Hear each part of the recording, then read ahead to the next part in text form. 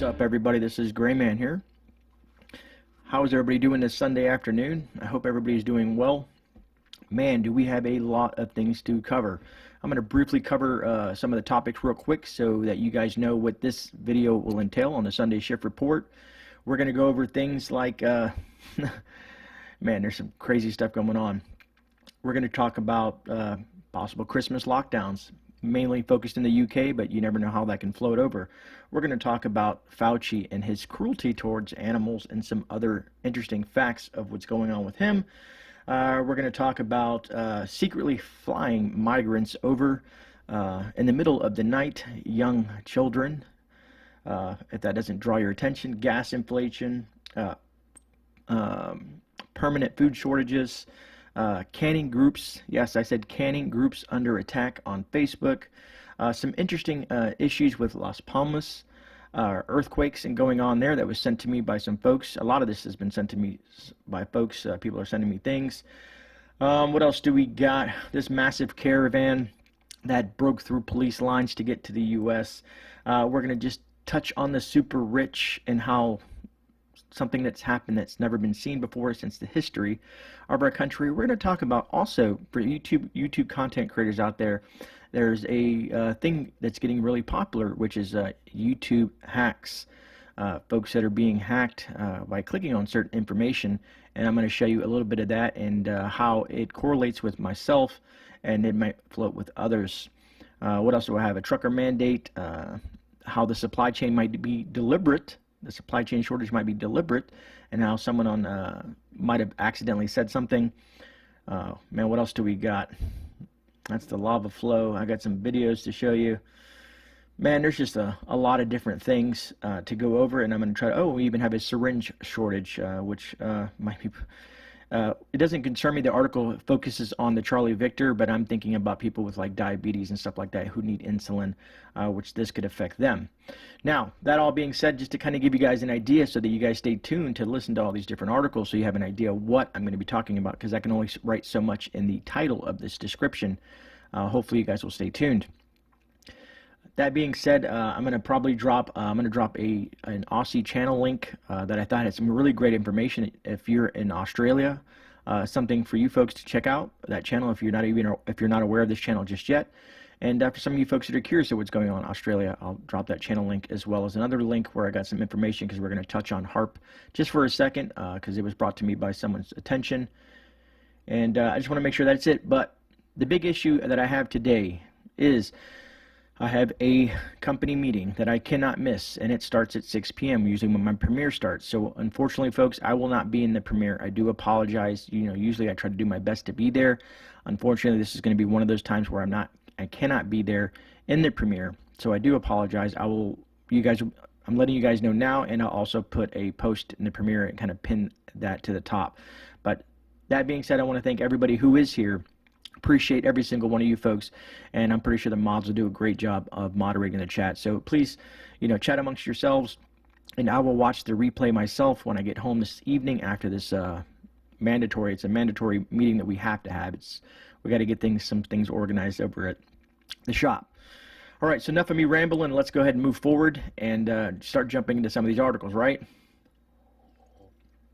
Even though some of you folks like to hear me ramble on, which I appreciate. All right, so let's focus on this. Was sent to me by some folks. You guys have seen the Facebook posts where it says if you feel that someone is being overprepared to report it.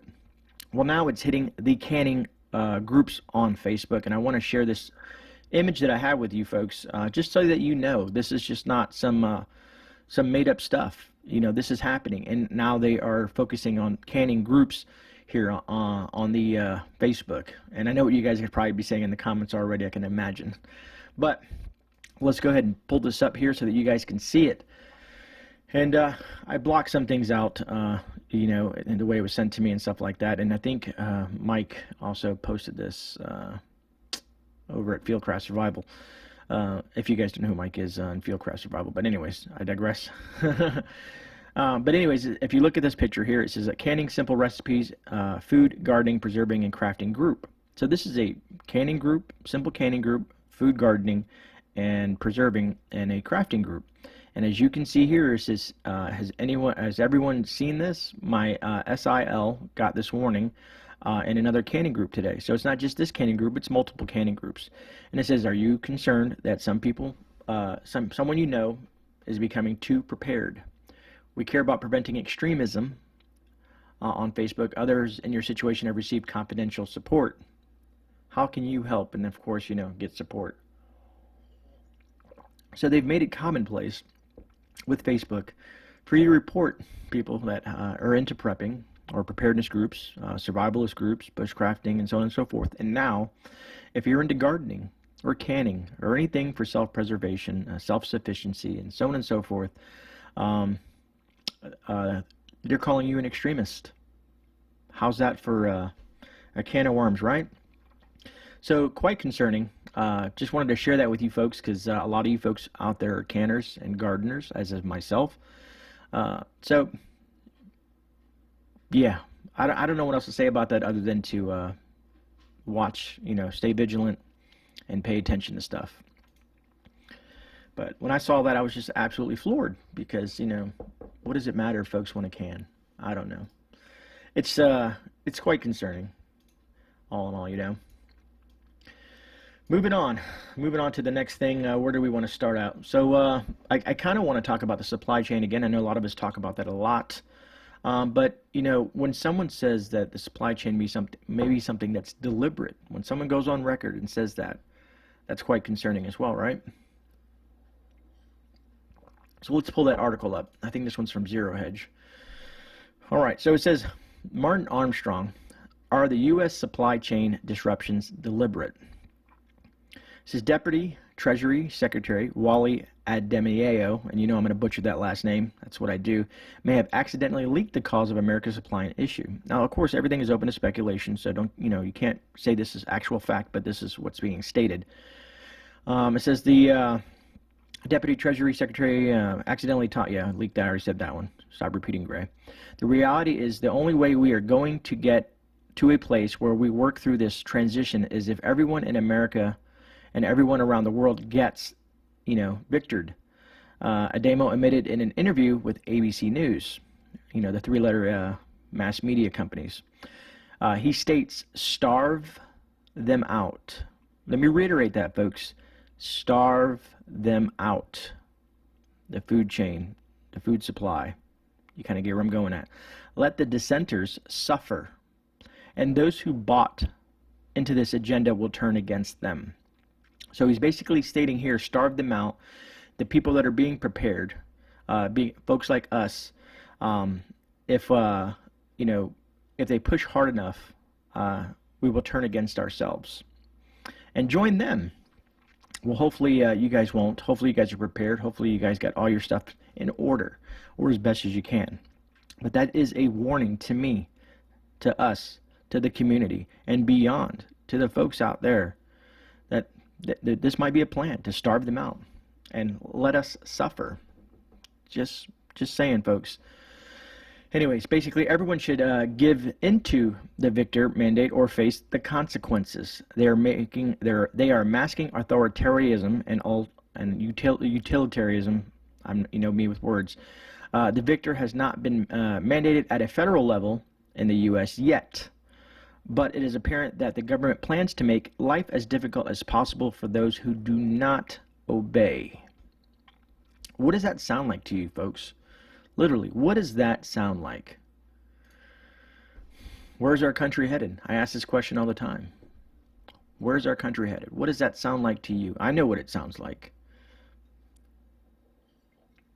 Remind you of some of the countries out there around us, that are using hypersonic missiles, which we touched on last week. But anyways, that's quite scary. To kind of move on to this, I know Scott and some other folks have talked about, Scott, you might be in chat, I'm pretty sure you are, in regards to not really seeing a trucker shortage in the aspect of what they saw out on the road traveling, a lot of the truck stops filled, and so on and so forth. And I agree, I've seen that as well. I have truck stops in my area that I visit and kind of check on things. I know truckers that come into the shop and explain to me things. But here is where the dilemma lies. So I'm going to throw up this article because if this transpires, we will see a huge dent in our supply chain, worse than it already is. Let's throw it up. All right, it says the Victor mandate threatens to major trucking disruption, industry insiders say. And I went deeper into this and I did some research, and it's factual. I've looked at some, polling with truckers and whatnot. So anyways, it says American truckers do not like taking orders, but the current administration has increased pressure on them to take the Victor willingly or unwillingly. Although the health crisis, truckers endured hardships to keep America's infrastructure running. They waited in line for hours in sight of bathrooms they weren't allowed to use. On the road, some perished alone due to the Charlie Victor. Now, with supply chains disrupted, Americans need them more than ever. But faced with the prospect of a mandated Victor, many drivers are considering quitting. Some folks said, "I'd fight it," said a veteran trucker, Mike Widdens, referring to the Victor mandate. I think a lot of us will be quitting. Who likes to be forced to do stuff that you do not want to do? This is quoted from a trucker, Mike Widdens. Widden isn't alone in his willingness to leave the trucking if he is required to get victored. Polls by trucking publications, Commercial Carrier Journal, and Overdrive, which you guys can check out these, you can look up Commercial Carrier Journal or Overdrive and look at some of these polls, indicate up to 30% of truckers will seriously consider quitting if required to get victored. So that being said, if they quit, the consequences for America may be massive. The U.S. Transport estimates that 70% of American freight goes by trucks. So you have the issue of the shipping, the ports. Now, I know DeSantis is trying to work something out in Florida, which you guys may have seen. He's telling everybody, hey, our ports are open. We have the employees to get these goods out off these ships. Come to Florida. We'll take care of it, and we'll make sure they get shipped and offloaded and pushed through the U.S. But if the trucker becomes an issue, trucker shortage, that's going to affect that, because if you can get it off the ships, right? Then you need the truckers to move it. You need rail and truckers to move it, and you can see everything is being attacked, specifically with the labor shortages. And people, I know I don't want to go deep into the labor shortages because some people say, well, where is that? Who is it? And it has to do with the whole health crisis and people and their fears and people getting universal basic income like California and other places that are still, I think there's dozens and dozens of states that are doing state-funded stimulus payments to keep people at home. Anyways, so that being said, I wanted to touch on that because, again, some folks, we see one part of the picture, and so that gets me my juices flowing and thinking, okay, so what's going on with the truckers? If we're seeing them now, but that being said, if the victor is pushed upon these industries, again, we will have another thing, just like we've seen with the doctors and nurses, like we've seen with the pilots, we've seen with the military, and so on and so forth. It is a domino effect. And so, like I said, it just doesn't get any better. That being specific, I will jump over to, where did I want to go to? I wanted to go to the quick thing about Christmas lockdown, because that's coming. Now, this is based in the UK, and with this is kind of a UK-based article, so you know. But as we all know, anything that happens in the UK or Australia and other places slowly floats its way over here to the continental United States. So let me throw up the article real quick. It says, another Christmas in lockdown is possible if we don't act soon, warns a Victor expert. Professor Peter Openshaw, a member of the a member of the New and Emerging Respiratory Victor Threats Advisory Group, the NERV tag, I guess that's their name, and he fears another lockdown Christmas. He was asked by the BBC Breakfast what people can expect from the holiday if government policy does not change. Speaking in a personal capacity, Professor Openshaw said, I am very fearful that we're going to have another lockdown Christmas if we don't act soon. Now, my assumption with this article is, I'm assuming it's a way to push the victor. I don't know. I'm just, like I said, I'm always speculating when I read some of this stuff. It's just an observation. So don't, take me for word for what I'm saying. I'm just showing you material that you can kind of do some follow-up research with. So that being said, you folks out there in the UK, stay vigilant and pay attention. You might be in the same situation where you were last year. We won't get to spend time with your families, and there will be laws or mandates or whatever you want to call it against that.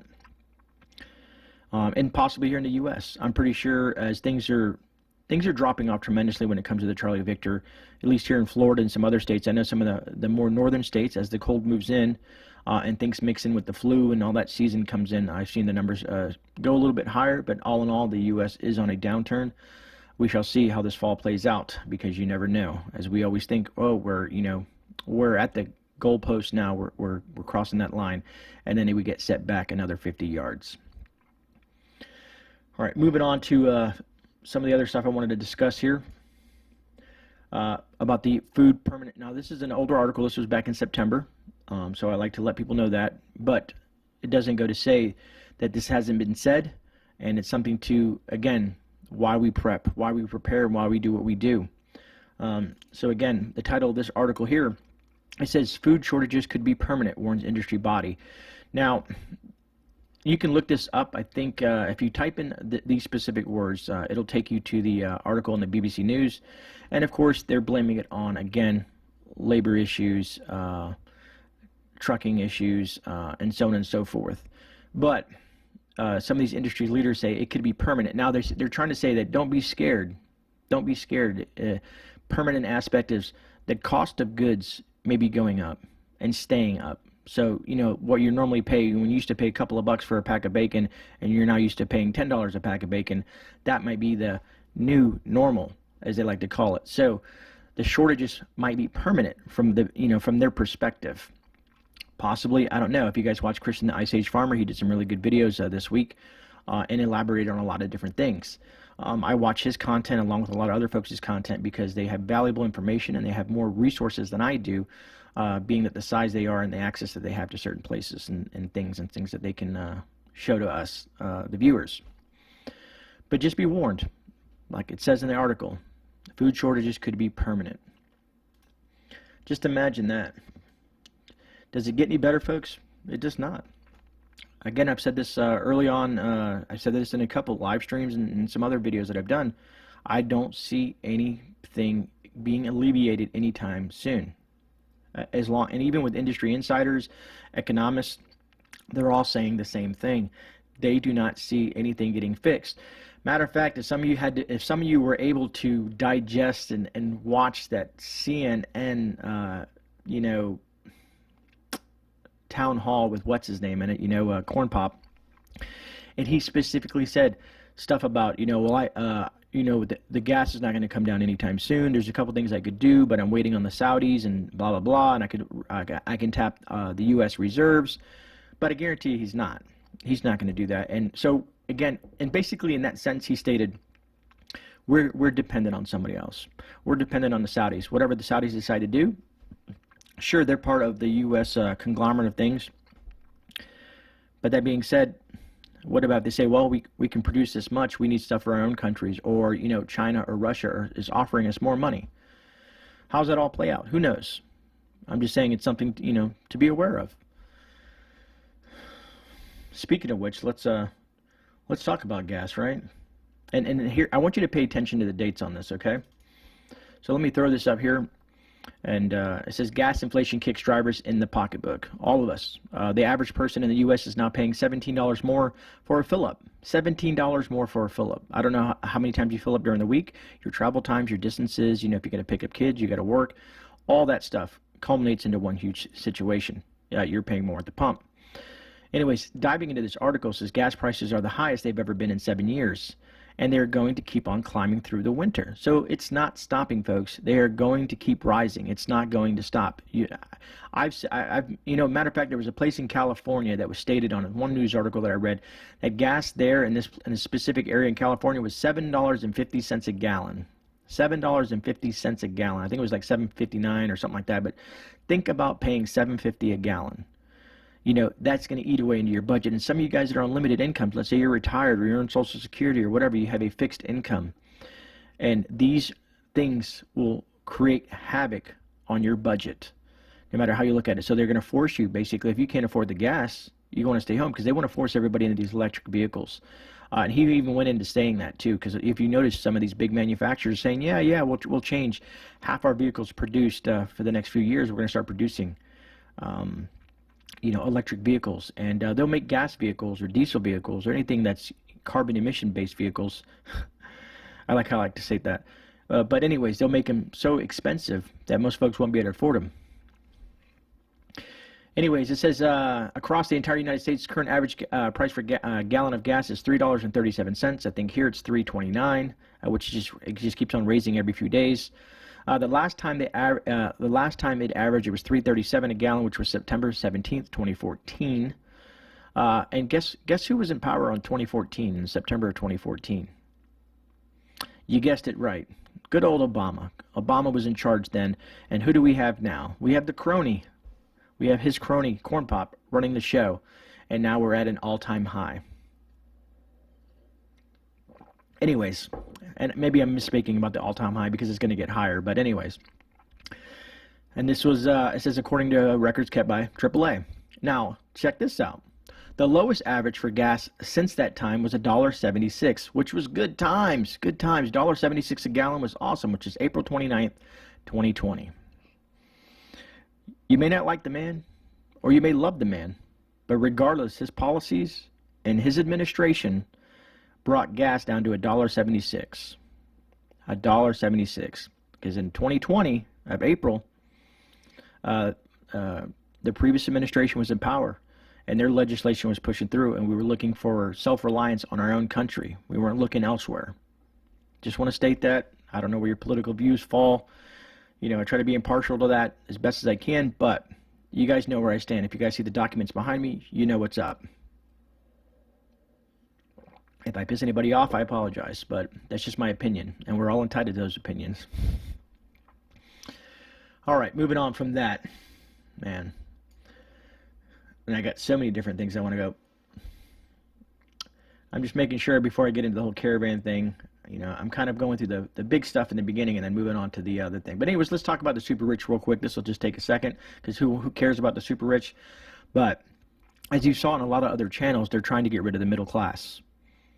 And by doing so, currently, with this article here, it says for the first time, so this is for the first time, the super rich, the 1% in the U.S., has a larger share of wealth, 27%, than the entire middle class, 26.6%, according to Federal Reserve data. So as you can see that graph there, it's showing you the middle class is declining from 1989 until now with the current things. And the 1%ers, which are the black lines, are increasing. So the middle class is dissipating, and the super rich are getting richer. So again, the divisiveness, their plans, all the stuff we've discussed is all coming to light. You know, to get rid of the middle class, that's a shame. It's a shame because a lot of us strive to at least get to that point. We start out in life and we hope to provide a nice life for our families and our loved ones, and we're being attacked on every side of it. But the super rich are just getting richer and richer and richer. Now, I'm pretty sure there's some logistics to this. I don't have those logistics, but this graph to me says it all. That the middle class is losing out in this battle, and the rich are not. So they'll have the rich and the poor. That's their end game, at least from my perspective. And real quick, before we move into that, I do wanted to talk about that shortage. I was talking about the syringe shortage. This article is a little bit skewed, of course, because they're more focusing on the victor. I'm more focusing on people that I know personally, and a lot of other folks that we know that need syringes for diabetics and stuff like that. Now, I know the syringes used for the victor are probably specialized, but one thing leads to another. Like I said, it's all a domino effect. one thing falls, next thing falls, and it keeps on going that direction. So, just to be open-minded about this article, what I mean by that is they're going to, you know, when I say the syringes that are used for the Charlie Victor are going to be different from what diabetics use, but this is going to be a consistent issue, and it may fall into that direction. So once this supply is exhausted, where do they move next? I like to clarify a little bit so you folks know that I'm just not, you know, pulling things out of my you-know-what and just throwing them up on the screen. That I do think about these things before I present them. I do digest it. I do understand that there's differences in things. I'm not saying I'm super intelligent, but I'm intelligent enough to dig further into it. Anyways, back to the article. It says a global syringe shortage could derail Corn Pop's push to victor the world. You can't end the current health crisis without victoring the world, and you can't victor the world without specialized syringes, which are in short supply. Advocates who have been urging the current administration to address this problem in intense White House meetings say there's no plan and no sense of urgency. This article is dated October 6, so who knows where it is now. I guess the current administration doesn't really care about that situation. So my question is to you is if it's a specialized syringe and if they don't have enough of them and they're still trying to push their agenda in regards to certain things, are they going to start tapping the rest of the supply chain? Are they going to they're going to tell these supply chain companies, people who make syringes for, let's say, diabetics or hospitals or whatever other medication device, any type of syringe that's used to administer medication, are they going to tell those manufacturers, hey, we need you to stop making those syringes?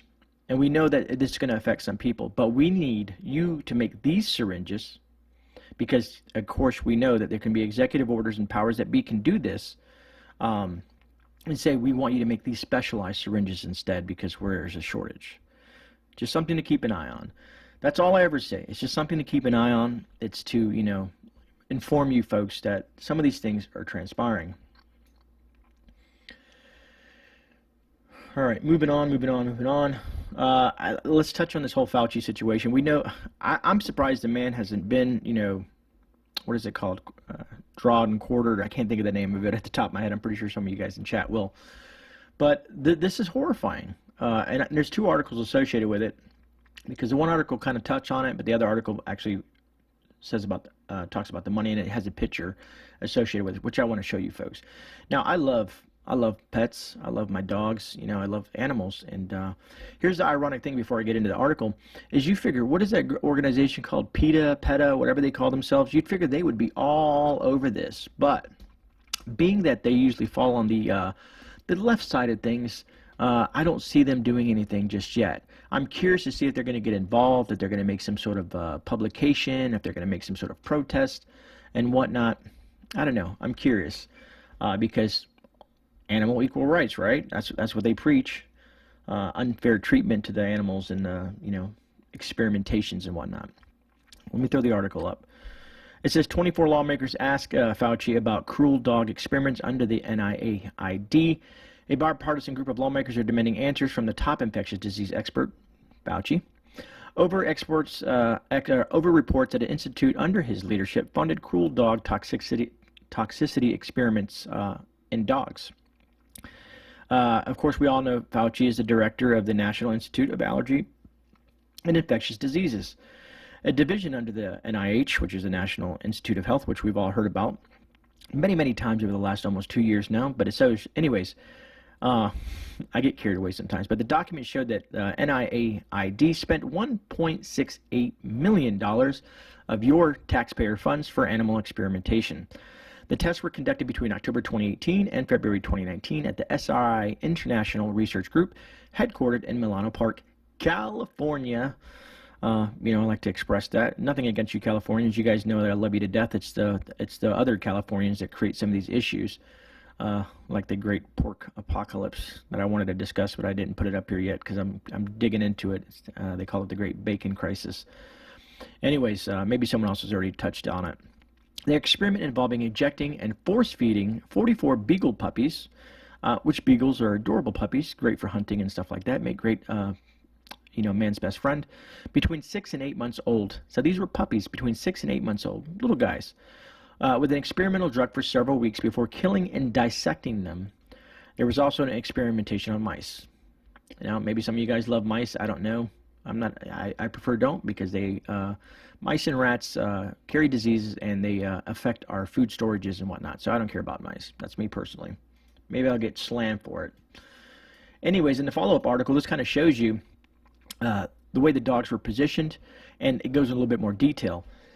It says, our investigators show that Fauci's NIH division shipped part of the $375,800 grant into a lab outside of the taxpayer-funded money lab to Tanzania to drug beagles and lock their heads, lock their heads, I like to repeat that, lock their heads in a mesh cage filled with hungry sandflies, I don't want to get sand fleas because we fish with those, but sandflies, so that the insects, now pay attention, so the insects could eat them alive, writes a nonprofit organization with the White Coat Waste Project. They are also locked the beagles alone in cages in the desert overnight for 9 consecutive nights to use them as bait to attract infectious sandflies. To me, that, and I'm not going to swear because I want to say the F word, that is absolutely, that is messed up. That is wrong. That is wrong. No matter how you look at it. I'm no activist per se, you know what I mean? But to me, that was wrong. You know what I mean? And sure, you want to use mice or whatever. I get that. You know what I mean? And maybe there's some mice lovers out there, so I do apologize. You have a pet rat or a pet mice, but you know, I have my own war with mice and stuff like that. Field mice, rats, and so on and so forth. But to me, this was a horrible experiment under Fauci's watch. What else has Fauci got hiding in his skeletons in his closet? You know what I mean? What else has he got wrapped up in there? All I do is bring the news, folks, bring the news. We'll talk about the hack here in a second, and also the Aussie channel that I want you guys to take a look at because it has some really intriguing information about the Charlie Victor camps that are being done there, and he has a lot of great information on his channel. I've never met the person. I don't know of him. I just watch some of his content. I forget how I got pushed there. I found it somewhere, and I started watching it, and I was like, wow, he has a lot of information in Australia for us to see. All right, so let's go into this whole migrant thing, and then we'll move into the Las Palmas earthquakes and what is going on there with that, because, of course, it's always breaking. I know a lot of people watch Bushcraft Bear, who touches on a lot of this stuff. But moving on to the caravan here, I want to see, I'm just looking here, there we go. So it says a 2,000-person caravan surges past Mexican riot police near Guatemala border. Thousands of illegal immigrants in a caravan broke through a barricade of Mexican police dressed in anti-riot gear on Saturday, which was yesterday, driven to action by what they say are impossible conditions in the overcrowded southern Mexican border city of Tapachula. Around 400 Mexican interior police attempted to form a blockade to stop a flood over 2,000 illegal immigrants as they attempted to leave the city, which lies on Mexico's border with Guatemala. The protesters easily broke through police lines and made their way north along the highway that leads to the nation's capital. Here's my assumption with that. They broke through easily because, here, I'll just show you the video. Tell me if it looks like the Mexican police tried to really, push the agenda.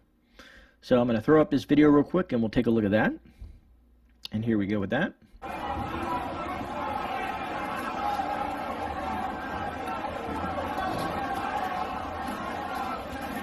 Looks like they're putting a little pressure on there, but they're not using any tear gas. They're not really using much of anything. They're just standing there. They got pushed away, and then they said, we give up. Let them go. Let them head towards the U.S. Let them deal with them. And they're just running past like it's no big deal at all. To me, I think that was just something for the news, for the cameras. And we'll act like we're trying to stop them, and then we'll just give up, and, too many of them. I'm not sure what the laws and regulations are on this stuff like that, but who knows? So now they're headed and moving forward to the U.S., and that's not the only caravan. There's more of them out there moving towards the U.S. borders. Intriguing, eh? I don't know. I think so. Being that we're on the topic of migrants, let's talk about young migrant children. This is always something that's been bothersome to me. I'm sitting here playing with the rubber band, if you guys are wondering what I'm focusing on. I don't know why. I just see the rubber band on there and I'm just messing with it. Anyways, I digress on that. But I thought this needs some attention for some of you folks that may have not seen this. And I know a lot of us have talked about this before, because I always ask myself, well, what are they doing with all these kids? Here's the article. Biden secretly flying underage migrants into New York in the dead of night. So he's secretly flying children in the dead of night. It says plane loads of underage migrants are being flown secretly into suburban New York in an effort by President, or Corn Pop, administration to quietly resettle them across the region, the Post has learned. The charter flights originate in Texas, where the ongoing border crisis has overwhelmed local immigration officials and have been underway since at least of August, according to sources familiar with the matter. Last week, the Post saw 2 planes land at Westchester County Airport. I don't know if you guys are anywhere near that, some of you New Yorkers, where most of the passengers who got off appeared to be children and teens, with a very small portion appearing to be men in their 20s. So that alone made me think, like, okay, so you have teens and children, and then you have men in their 20s. Are they like the coyotes? You know, I don't know. Maybe I'm just looking at this wrong. Who knows? I'm speculating as usual. Anyways, Westchester County cops stood by as passengers whose flights arrived around 10:49 p.m. Wednesday and 9:52 p.m. Friday got off and piled into buses. Where those buses goes, who knows? Who knows where they are? So you New Yorkers, stay out there. Watch out. Especially if you're in that area. I'd like to hear back from you. If you guys are anybody near that airport or anywhere in near that area and have seen any of this, please email me. My email's down below. I'd like to hear from you. I truly do. All right, now let's jump over to Las Palmas. Now, the reason I'm jumping over there, there was a YouTube channel called Off-Grid Desert Farming with Paul and Adrian. Now, they didn't send it to me. They have no clue who I am, but it was sent to me via Facebook Messenger, I think from a few folks. I think Mark might have been one of them. But I'm going to share this with you because it is quite intriguing. So if you don't know who Off-Grid Desert Farming and with Paul and Adrian, I think it is this is what they were talking about. And I'm going to show the current lava flow.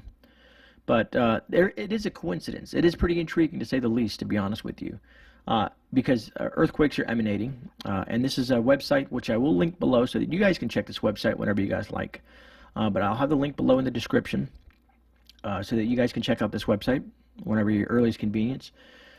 But this is what it's showing. So if you look here, what is odd about where these earthquakes are hitting? Does anybody notice anything about this picture that I screenshot from this morning? Because I decided to check it this morning and then screenshot it. Is it odd that the earthquakes are in a grid pattern? Now, I wish I had a tinfoil hat to put on, like the prepping preacher. Love that. But does that seem odd to you folks, that these earthquakes are in a grid pattern? Now, people have discussed the word, organizations like HAARP, or not even organization, but, the HAARP situation. Could be. I don't know. I really don't. I'm not going to lie to you and say I know this is what's going on for sure. But it is very, very interesting to see this, that the earthquakes are in a grid pattern. Like they're set in a certain way. Now, I've heard all kinds of things. It's satellites with lasers focusing some sort of high point beam or something like that. I'm pretty sure someone would have caught a picture of that by now. Or is it charges? Is there someone out there, a group of people putting out charges out there to help with these earthquakes? Or are there earthquakes in general? Are they devices out there that create these earthquakes? I don't know. Like I said, I got my tinfoil hat on for this just quick blurb. But it is quite intriguing. And a lot of people say, because they're worried about the whole East Coast would be demolished. Anywhere from, I've discussed this in the past, a 25-foot wave to a 150-foot wave. It's been all over the place. No one knows for sure. They can speculate. They can use a scientific, models and stuff to see what they would assume to be, depending on the size of the chunk and how it hits and where it hits and all that stuff like that. They could send, a tsunami wave to the East Coast. And so people are like, great, what are you going to do in Florida? Honestly, I have plans. I have plans for almost anything and everything. Some things you can't plan for, but something like this you can. And I just shot the rubber band at myself. Yeah, unprofessional, Gray. But you get what I'm saying, right? It is quite intriguing to see that in the link down below for that. Now let's do it real quick because this article popped up. I'll throw a small article up before I go on there because this was, I think, earlier to kind of touch on that. It says an M4.9 earthquake hits La Palma. Earlier part of the volcano's main cone collapsed on the island. Lava has started to overflow from a secondary opening. As a matter of fact, since doing this video, another hole has opened up and things. But this is a pretty good video to me of the lava, and I wanted to share with you guys because this is a kind of a close-up, and it's starting to affect some of the cities down there in those areas. Here's the video. As you can see there, that's the additional opening, and it's pouring heavily. It's moving pretty quick, to say the least. But just imagine being in the path of that. Now, this is not the only earthquake. There's earthquakes and volcanoes and everywhere happening all over the world. And with that app, you can kind of prove earthquakes, because this tracks earthquakes all over the world, from the U.S., overseas, the entire planet. But scary stuff, folks. Scary stuff, especially for the people on that island. And if that ever happens, where they drop that cone, you know, then what? I got the last thing I'm going to go over is the YouTube hackers, and show you a little bit about my experience with it. And also at the end, I will show you the Aussie channel, just a clip, and not a clip, but I'm going to show you a screenshot of his channel, and then I'll have his link to his channel down below as well for you folks to check out. Now, if you guys go over there and you guys leave a comment, always do me the favor. I appreciate when folks do this. Whenever you go to another channel that I suggest, be it someone that I either interview or someone that I recommend, just say, hey, GreyMan sent me. Just so they know that, you know, someone is talking about them, someone is promoting them, someone is trying to, you know, help spread their information as well. Just like when people come over to my channel, they say, hey, Rudy from Alaska Prepper sent me. Hey, Bjorn Bull Andreas Henson had sent me over. You know, Magic Prepper sent me over. I love to hear from those folks, because then I know where are these folks coming from. And then I like to also see my organic growth, and where some people will just happen to find the channel because of the back end of YouTube, and they happen to stumble upon it. But I'm going to pull this up. For you content creators, this is something that you need to pay attention to if you don't want to lose your channel or lose control of your channel, or even people that have channels, or even you, the subscribers. Just be very, very careful. And this happens to do with emails. But it goes deeper than that, because now they're infecting our chat, and I'll show you that just in here in a second. So it says Google uncovers hackers hijacking YouTube accounts, reports. So content creators and subscribers.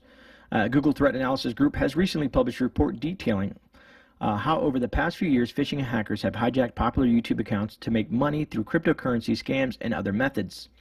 Since the late 2019, Google has tracked and disrupted the scammers described as a group of hackers recruited in Russia, in a Russian-speaking form, combining cookie-based malware and social engineering tactics. Their operational model is not very sophisticated nor radically innovative, but nevertheless extremely effective given the method's popularity. Now, usually they'll send you an email and, you know, say that they want, for creators, they'll send you an email saying, hey, you know, you want to be an affiliate with us, you want to do some work with us, you know, click on this, give us some information, click on these links, and basically what it'll end up doing is downloading malware to your PC, stealing your information, and accessing your accounts, possibly even beyond YouTube. Excuse me. So, and where I want to show is I saw this, and I've deleted it since then. I let it sit there for a couple days because I was curious. I wanted to read through the chat. Never liked it, never did anything like that. But this was on one of my videos a while back, maybe in the last week or so. Let me show you the screenshot that I took. So this guy, and here's the funny thing about this. Usually I'll get a notification that someone posted, you know, a comment, and I go check it out if I have the time to do so.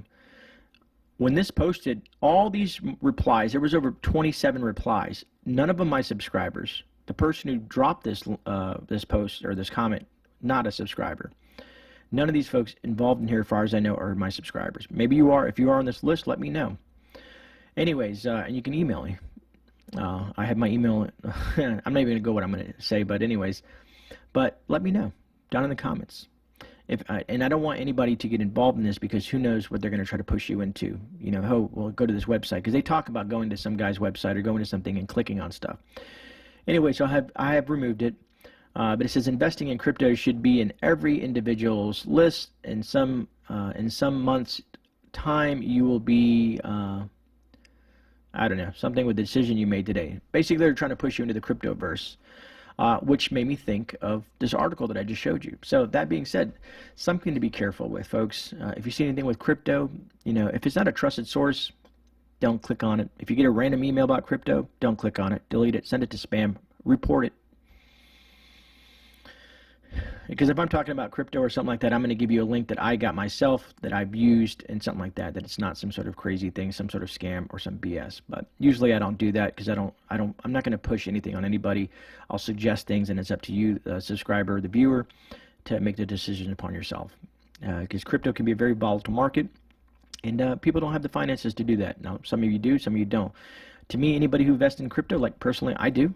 I do invest in crypto. Not a lot.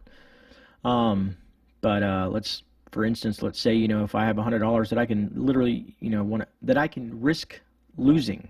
If you can risk losing $10, $20, whatever that you can risk losing, and you want to play around, that's your choice. But I'm not going to say that that's something that you have to do, and so on and so forth. All right. That being said, let's bring up this channel that I want to share with you folks, and then we'll say our goodbyes and whatnot. All right, so he is the, I need to make this a little bigger so I can see it. He is the Aussie, if I say this right, the Aussie Kozak. Pretty decent channel, over 100,000 subs. But as you can see there on the screen, it says, this is your last chance to get victored. So he does a lot of, I watched some of his videos. He went by a place where they're building, the Charlie Victor camps. He's like, I don't know if he's an investigative reporter or whatnot, but he's been attacked himself. He's been hit with all kinds of stuff, but very interesting channel. I like to go through his stuff. It gives me more of an insight outside of, let's say, other Aussie channels like Auslander and Homestead Aus. But he does some pretty good work on his channel. I thought I want to share it. I don't know the whole thing. I don't know. I've only watched about 4 or 5 of his videos so far. But if you guys go over there, and check it out, let me know what you guys think of the channel down in chat and what you think, if it's something that we should spread the word on more, and so on and so forth. But it seems like he's on the right side of things. Just saying from my personal perspective on the videos that I have watched. So yeah, check that out. Let me know what you think. If you do go over there and drop a comment on any of his stuff, just say, hey, GreyMan Prepping from America sent you over. He's very supportive in some of the stuff that you're doing there. And sharing that information out with folks and keeping them prepared and vigilant. And I think, yeah, that's about wraps it up for the Sunday Shift Report. So that being said, I want to say thank you to every single one of you who joined me on the Sunday Shift Report. If you don't forget, please hit that thumbs up button if you haven't already. If you're not a subscriber, please subscribe. I truly appreciate that. I do run YouTube usually on average about 5 days a week. We talk preparedness content, food preservation, gardening, different gear reviews, all kinds of stuff on the channel if you are not a subscriber already. So I want to say truly appreciate every single one of you guys as always. Thank you for being here. And mods, thank you so much for holding it down for me today and taking care of the chat for me. Thank you all so much. This is GreyMan. I'm out. I will see you guys on the rebound. God bless, and have a really, really, honestly, safe day. Be very safe in everything that you do. Have a good one. Take care.